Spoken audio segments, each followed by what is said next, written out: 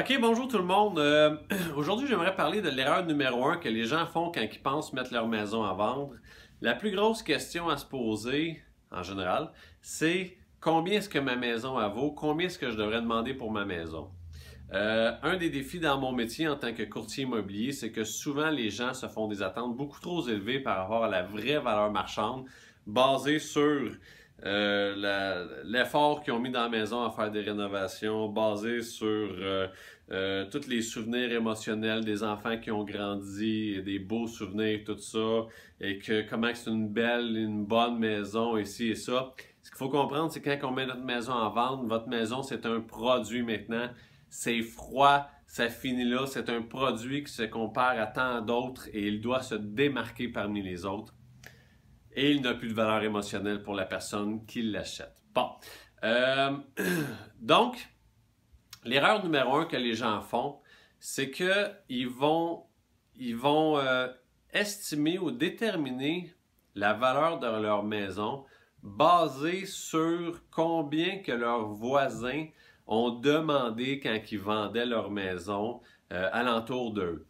Donc, l'année passée, ton voisin a mis sa maison à vendre à 245 000, puis il y a du tapis au sous-sol, et puis toi, tu as du bois franc au sous-sol, tu dis, ben crime, ça vaut bien plus cher, fait que moi, je vais demander 255. Ben, ton voisin, tu ne sais pas à quel prix qu'il a vendu. Et ton voisin, même si tu as demandé une fois qu'il a vendu, combien il a vendu, ça se peut qu'il ne te dise pas exactement le bon prix. Donc, c'est important, en fait, quand on veut mettre notre maison à vendre, de pas estimer notre prix en fonction de ce que les autres demandent. Ce que vous voulez, c'est combien que les autres ont vendu. Donc, l'exercice de la vraie valeur de votre maison, c'est qu'il faut comparer avec des vendus parce qu'on ne veut pas savoir ce que les vendeurs veulent pour leur maison. On veut savoir ce que les acheteurs sont prêts à payer. Et là est toute la différence. Puis là, des fois, on entend des choses, ouais, mais là, lui, il fallait absolument qu'il vende. Ça, c'est un transfert, c'est un divorce. Sa maison, il ne l'a pas vendue, il l'a donnée. Toutes des choses comme ça. Mais en réalité, aussitôt qu'on vend, c'est qu'on a déterminé une valeur que l'acheteur était prêt à payer et non pas que le vendeur demandait. Puis il peut y avoir une grosse différence entre les deux des fois.